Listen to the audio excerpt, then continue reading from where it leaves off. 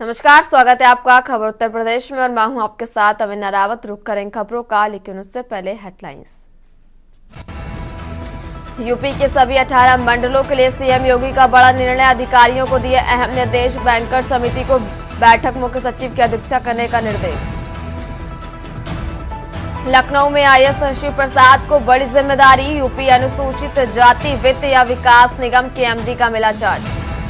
UP cabinet विस्तार और संगठन में बदलाव संभव, होली के बाद सरकार और संगठन में बड़ा फेरबदल। बीजेपी के कई जिलों को मिलेंगे नए शक्ति जिला अध्यक्ष। बीएसपी सुप्रीमो मायावती ने की अहम बैठक, ऑल इंडिया के सभी वरिष्ठ पदाधिकारी शामिल, कई राज्यों के अध्यक्ष भी मौजूद रहे। हरदोई में जालसाजी करने वाले 3 गिरफ्तार, पते पर प्लाईवुड मंगाकर करते थे जालसाजी। यूपी में फिर बदला मौसम का मिजाज, तेज हवाएं, बारिश और ओलों के बाद अब मौसम साफ रहने की संभावना। आप देख रहे हैं के न्यूज, खबरों का सारथी। और अब बात कर रहे हैं राजधानी लखनऊ की, जहां अपना दल की मासिक समीक्षा बैठक केंद्रीय मंत्री अनुप्रिया पटेल ने बैठक ली और नए जिला अध्यक्षों को जिम्मेदारी मिलने के बाद ये बैठक हुई और अनुप्रिया पटेल ने ये बैठक ली।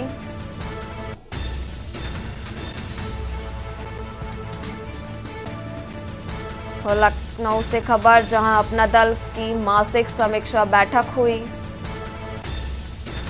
और केंद्रीय मंत्री अनुप्रिया पटेल ने ये बैठक ली। नए जिला अध्यक्षों को जिम्मेदारी मिलने के बाद ये बैठक हुई। पंचायत चुनाव में कार्यकर्ताओं को मजबूत किया जाएगा। पंचायत चुनाव में कार्यकर्ताओं को मजबूत किया जाएगा। और बड़ी जानकारी आपको लखनऊ से बता रहे हैं, जहां सभी पदाधिकारियों को पार्टी को मजबूत करने को कहा गया। अनुप्रिया पटेल ने बसपा में मायावती एक्शन पर भी बोला। भतीजे आकाश आनंद पर हुई कार्रवाई पर बोले और अपना दल की मासिक समीक्षा बैठक हुई। केंद्रीय मंत्री अनुप्रिया पटेल ने ये बैठक ली। नए जिला अध्यक्षों को जिम्मेदारी मिलने के बाद ये बैठक हुई।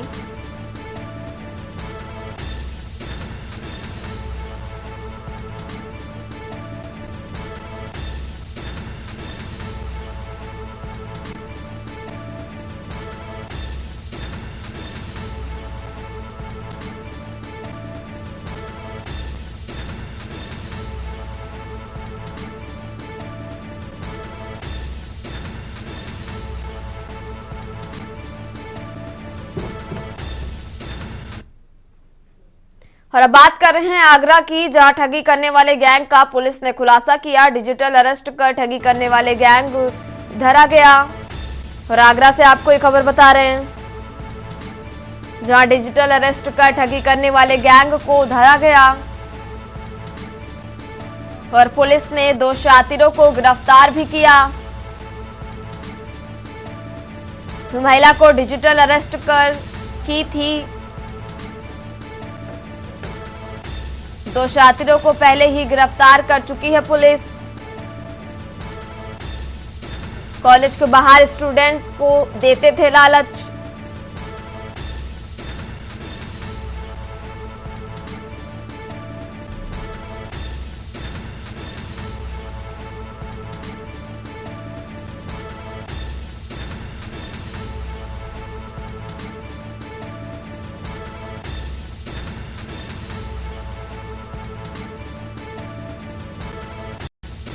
हमारे पास में है तो देखिए, माह जनवरी में 2025 में एक डिजिटल अरेस्ट का केस साइबर थाना आगरा के संज्ञान में आया था। उसी क्रम में 2 व्यक्तियों को पहले गिरफ्तार किया गया है और 2 व्यक्तियों को अभी गिरफ्तार किया गया है। दोनों ही व्यक्ति राजस्थान के रहने वाले हैं। वह इन लोगों ने डिजिटल अरेस्ट के माध्यम से जो पैसा बरामद था उसे बैंक खाते से निकालकर अपने अन्य साथियों के साथ साझा किया था। इन्होंने पूछताछ में बताया है कि ये पिछले 6 महीनों से ऐसे काम को अंजाम दे रहे हैं। इनके और भी साथी हैं जो कि भोले भाले लोगों को झांसा देकर, डराकर, धमकाकर डिजिटल अरेस्ट के माध्यम से खाते खुलवाकर उनमें पैसे मंगवाते हैं, फिर आपस में बांट लेते हैं। पृष्ठभूमि क्या है दोनों लोगों की? देखिए, दोनों ही पढ़े हुए ग्रेजुएट हैं। इनमें से एक जो अभियुक्त हैं, ये अभी फोरेंसिक की पढ़ाई कर रहे हैं, लास्ट सेमेस्टर है। इनके अन्य साथी भी बीटेक और काफी अच्छे संस्थानों से, टेक्निकली काफी साउंड है। पूछताछ में इन लोगों ने बताया है कि अक्सर ये लोग कॉलेजेस या फिर ऐसे इंस्टीट्यूशंस के बाहर आते जाते रहते हैं। इनके लाइफस्टाइल को देखकर हमारे जो यंग स्टूडेंट्स हैं कॉलेजेस और स्कूल्स के, वो आकर्षित होते हैं, फिर उन्हें झांसे में लेकर उन्हें भी अपने साथ जोड़ते हैं और उन्हीं के बैंक खातों से या उनके व्हाट्सएप टेलीग्राम के माध्यम से ये साइबर फ्रॉड के काम को अंजाम देते हैं।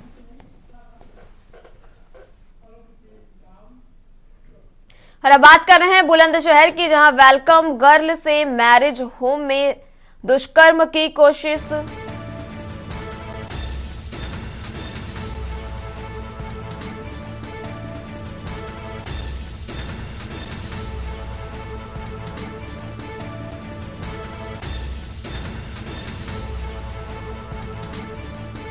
और अब बात कर रहे हैं बुलंदशहर की, जहां कार्यक्रम खत्म होने के बाद युवती संग जबरदस्ती की गई। और बुलंदशहर से आपको एक बड़ी जानकारी बता रहे हैं, जहां युवती के कमरे में घुस गए 3 आरोपी युवक और देर रात घर जाने के लिए वाहन नहीं मिला था। रात होने पर मैरिज होम में सो गई थी वेलकम गर्ल। झाड़ियों में छिपकर वेलकम गर्ल ने बचाई अपनी जान। और बड़ी जानकारी आपको बुलंदशहर से बता रहे हैं, जहां पुलिस ने वेलकम गर्ल की शिकायत पर एफआईआर भी दर्ज कर ली है। और गांव में चेन्नई स्थित मैरिज होम का ये पूरा मामला बताया जा रहा, जहां वेलकम गर्ल से मैरिज होम में दुष्कर्म की कोशिश की गई।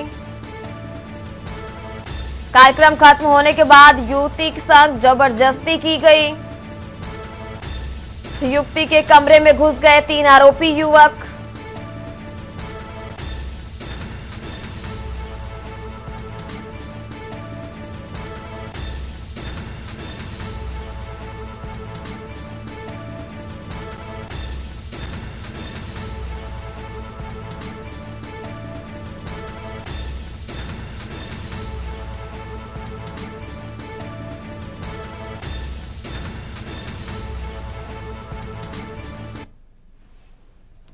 थाना गुलावटी में युवती से प्राप्त तहरीर के आधार पर पुलिस के द्वारा सुसंगत धाराओं में मुकदमा पंजीकृत किया गया है।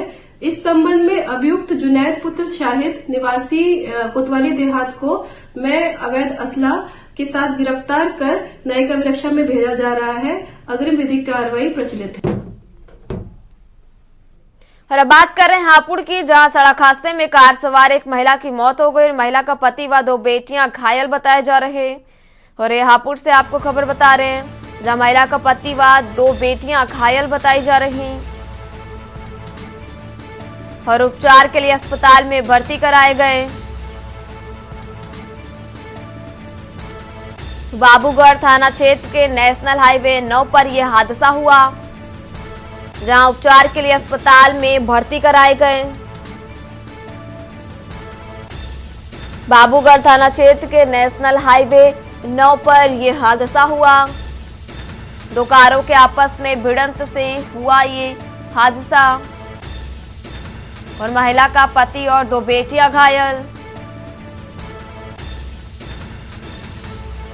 सड़क हादसे में कार सवार महिला की मौत हो गई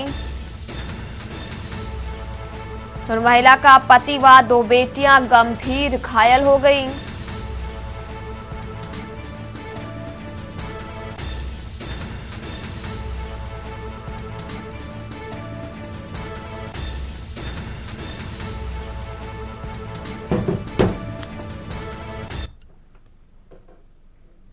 और अब रुक करते हैं खबरों का। लखनऊ में बसपा सुप्रीमो मायावती की राष्ट्रीय कार्यकारिणी बैठक में एक कल फैसला लेते हुए भतीजे आकाश आनंद को पार्टी के सभी पदों से कार्यमुक्त करते हुए आनंद कुमार और रामजी गौतम को नेशनल कोऑर्डिनेटर नियुक्त किया गया। मायावती ने पार्टी को आगे बढ़ाने और संगठन को मजबूत करने की जिम्मेदारी देते हुए पार्टी सिद्धांतों के खिलाफ जाने वाले लोगों पर सख्त कार्रवाई का ऐलान किया। रविवार को बहुजन समाज पार्टी की राष्ट्रीय कार्यकारिणी की बैठक हुई, जिसमें यूपी समेत ऑल इंडिया के सभी छोटे बड़े पार्टी पदाधिकारी शामिल हुए।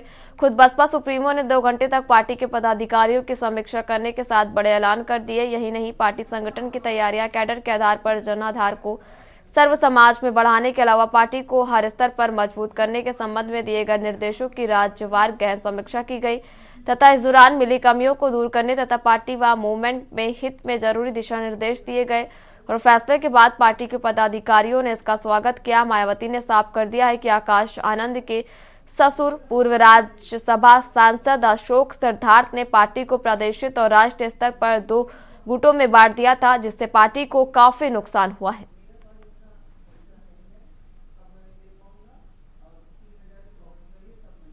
विधानसभा सेक्टर बूथ कमेटी की समीक्षा करेंगे और आने वाले 27 में फिर से पार्टी को मजबूत करके अपनी सरकार बनाने का काम करेंगे। सर, किस कारण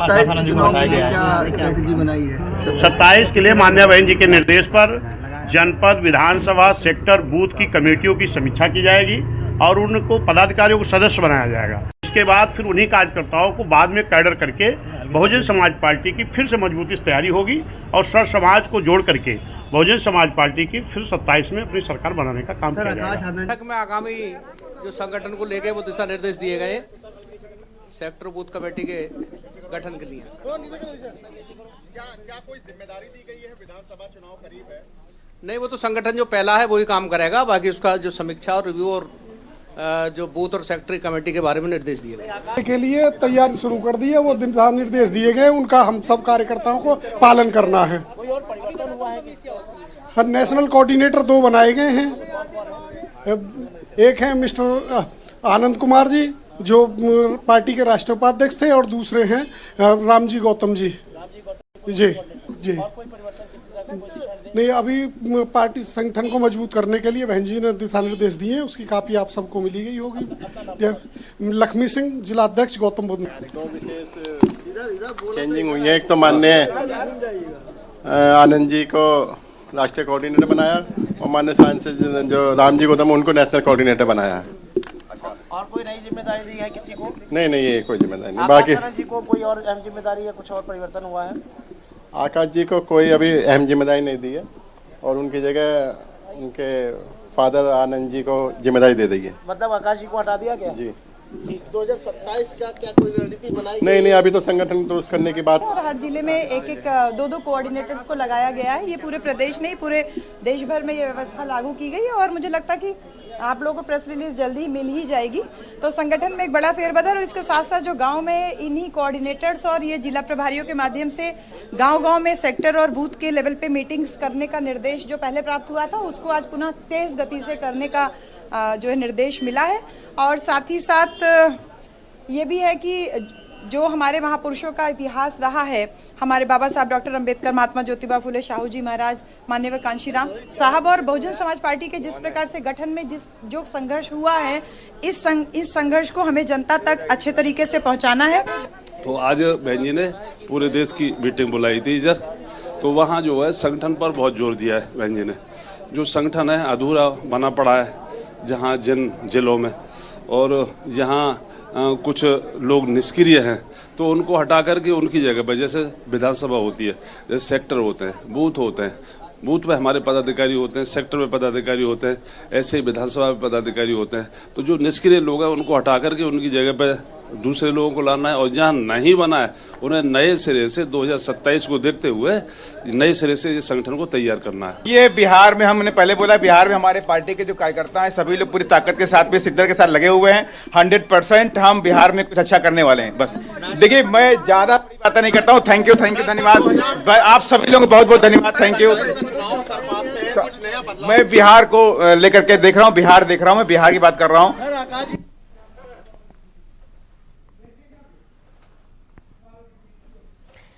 खबर हरदोई से, जहां मल्लावा नगर पालिका परिषद पर गंभीर आरोप लगे हैं।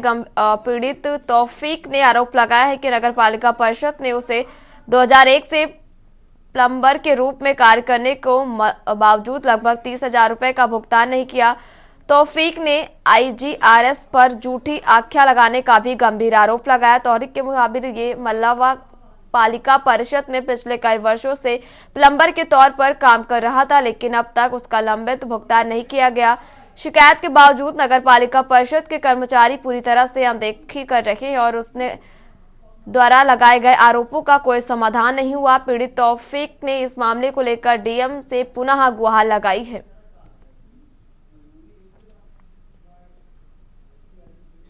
काम करते हुए हमको हटा दिया गया। कहाँ से? नगर पालिका से। फिर क्या हुआ?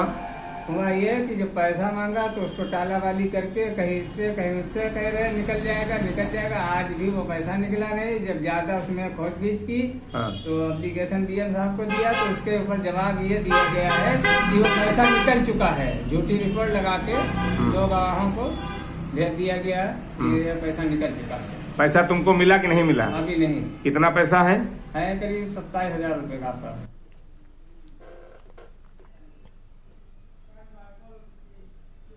खबर कानपुर से, जहां प्रधानमंत्री जन औषधि केंद्र द्वारा रावतपुर में निःशुल्क स्वास्थ्य जांच एवं दवा वितरण कार्यक्रम का आयोजन हुआ।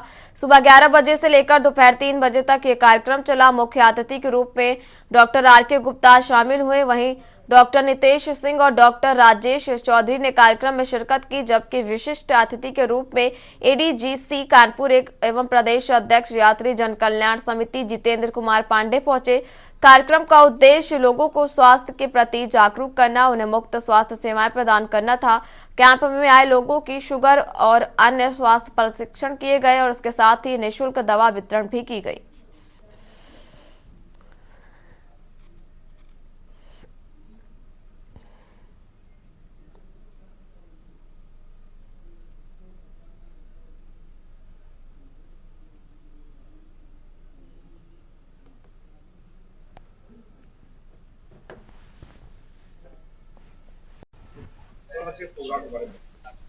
आज प्रधानमंत्री जन औषधि जो स्वास्थ्य पखवाड़ा है उसके अंतर्गत आज पर यहाँ पर अनुराग शुक्ला द्वारा निःशुल्क लोगों के स्वास्थ्य की जांच के लिए डॉक्टर RK गुप्ता और उनकी टीम के द्वारा यहाँ पर स्वास्थ्य केंद्र का निःशुल्क जांच की जा रही है।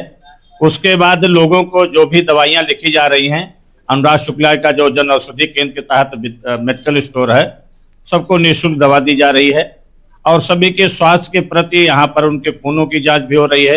ये व्यवस्था प्रधानमंत्री औषधि केंद्र के अंतर्गत ये व्यवस्थाएं संचालित की जा रही हैं और निश्चित रूप से ये लोगों के लिए स्वास्थ्य के लिए एक अच्छा कार्यक्रम है और मैं धन्यवाद देना चाहता हूँ यहाँ पर डॉक्टर के प्रबंधक को, अनुराग शुक्ला को, विशेषकर कि इन लोगों ने इस तरीके का कार्यक्रम करके गरीब निरीह असहाय लोगों के लिए निःशुल्क व्यवस्थाओं की है। बहुत बहुत धन्यवाद। आज यहाँ पे नौफी चौराहा पे हम लोग ने जो हमारे जो जन औषधि केंद्र में के जो प्रवक्ता अनुराग शुक्ला जी गया, हम लोगों ने यहाँ कैंप किया था 100 शिविर का आयोजन, जिसमें कि डॉक्टर AK गुप्ता सर भी थे फिजिशियन में और मैं डेंटिस्ट मैंने यहाँ पे देखा। और यहाँ पे ज्यादातर युवा वर्ग योग ज्यादातर पान मसाला वाले की समस्या लेके सामने आए और जैसे कि ठंडा गर्म पानी लगना, दांतों में कीड़ा लगना, इस तरह की समस्या देखी गई। युवाओं के लिए हम इस माध्यम से ये बोलना चाहेंगे कि ज्यादा से ज्यादा पान मसाला का गुटखा सेवन ना करें, पहले तो सेवन ही ना करें और अगर करते हैं तो उसको अवॉइड करें और ज्यादातर लोगों को मना करें और सलाह दें कि यही चीज धीमे धीमे करते आगे चल के कैंसर का इलाज, आगे चल के कैंसर बन जाता है और उनसे चलते उनकी मृत्यु भी हो जाती है।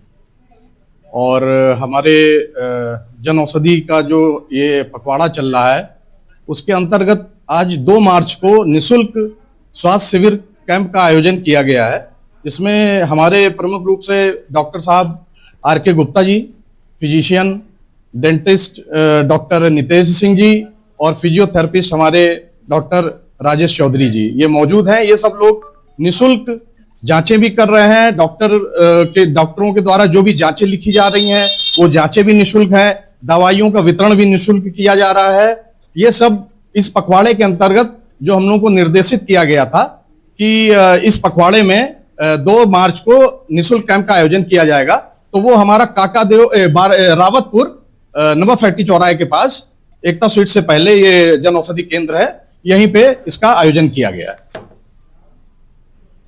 झांसी शहर के आनंद पेट्रोल पंप पर सीएनजी गैस सिलेंडर की फिटिंग के दौरान एक बड़ा हादसा हुआ। सिलेंडर की सील खुलने के कारण पंप पर गैस फैल गई, जिससे भारी अफरा तफरी मची और इस हादसे में पंप का कर्मचारी कालका प्रसाद कुशवाहा गंभीर रूप से घायल हो गया और घायल कर्मचारी को तुरंत इलाज के लिए मेडिकल कॉलेज भेजा गया, जहां उसका इलाज जारी है। और हादसे के बाद पंप पर काम करने वाली टीम और स्थानीय प्रशासन ने सुरक्षा उपायों को लेकर गंभीरता से कदम उठाए हैं। पंप पर गैस फैलने से बड़ा हादसा टल गया, लेकिन कर्मचारी की हालत गंभीर बनी हुई है और इस घटना के बाद संबंधित अधिकारियों ने घटना की जांच शुरू कर दी है और इस प्रकार के हादसों से बचने के लिए सुरक्षा मानकों को कड़ी नजर से देखने की बात भी कही है। यही हुआ था यहीं पे, सिलेंडर वाले पे। अच्छा, हाँ। कितने लोग घायल इसमें? अब पता नहीं साहब, हम तो अच्छे खाने काम कर रहे थे, यहाँ पाँव में लग गई। और वो सामने वालों मुझे लगी 2-3 लोगों को। कौन सा पेट्रोल पंप है? आनंद है। वो सिलेंडर CO2 सिलेंडर लीक। एक ये पूरी फिटिंग चल रही है। अच्छा, उसके अचानक क्या हुआ? अचानक वो सिलेंडर CO2 वाला गिर पड़ा, तो उसकी वजह से लीक कर गया। ब्लास्ट किसमें हुआ? ब्लास्ट नहीं हुआ, आग बुझाने वाला सिलेंडर है। अच्छा, तो इधर उधर है। ठीक है, आग बुझाने वाला। खबर इटावा से है, जहां जशवंत नगर थाना क्षेत्र के नगला केशो में 28 फरवरी को जान से मारने की नियत से फायरिंग कर दहशत फैलाने वाले एक बदमाश को जशवंत नगर पुलिस ने गिरफ्तार कर लिया। आरोपी के पास से घटना में इस्तेमाल तमंचा और कारतूस बरामद किए गए। पुलिस ने बताया कि 25 फरवरी को शराब पीने के दौरान नीरज और आरोपियों सुचिन और रोहित के बीच विवाद हुआ था, जिसके बाद 28 फरवरी को आरोपियों ने नीरज के घर पर फायरिंग की थी और फायरिंग के दौरान नीरज की पत्नी गंभीर रूप से घायल हो गई थी और फायरिंग की घटना को अंजाम देने वाले आरोपियों में से एक रोहित को एसएसपी संजय कुमार और एसपी सिटी अभयनाथ त्रिपाठी के निर्देशन में सीओ जसवंत नगर नागेंद्र चौबे के नेतृत्व में गिरफ्तार किया गया है। के व्यक्ति रोहित यादव नाम गिरफ्तार किया गया है। जैसा कि आप जानते हैं, परसों 28 तारीख को रात में हवाई फायरिंग के दौरान एक महिला को जो है रिकोचिट होकर के गोली लग गई थी उसके सर में पीछे की तरफ, जो काफ़ी गंभीर रूप से घायल हो गई थी। उसका उपचार भी चल रहा है, हालांकि अब डॉक्टरों द्वारा उसको आउट ऑफ डेंजर बता दिया गया है। और उसके पति से का विवाद भी चल रहा था, तो उनको जानबूझ करके जो है अपना वर्चस्व दिखाने के लिए इस तरह से फायरिंग किया था रात में। और इस प्रकार से जब पुलिस ने काफ़ी पूछताछ किया तो ये लोग प्रकाश में इनका नाम आया, रोहित का और उसके भाई रुचिन का, जिसमें रोहित को गिरफ्तार कर लिया गया है। ये उसके 10 आपराधिक मुकदमे दर्ज हैं। इसका भाई भी एचएस है। और मैं आपको ये भी संज्ञानित कर दूं कि इनके पिता जो कलेक्टर थे वो पुराने ज़माने के काफ़ी अपराधी थे और उनका भी एचएस रिकॉर्ड था। तो इस प्रकार से एक अपराधी वृत्ति के लोग थे, इनको गिरफ्तार किया गया है तथा नियमानुसार जो अभियोग है वो दर्ज करते हुए जेल भेजने की कार्रवाई की जा रही है। इसमें प्रभारी निरीक्षक जसवंत नगर तथा क्षेत्राधिकारी और पुलिस अधीक्षक नगर के द्वारा काफ़ी प्रयास करने के बाद इस तरह के प्रकाश में आया है, मुलजिम आया है।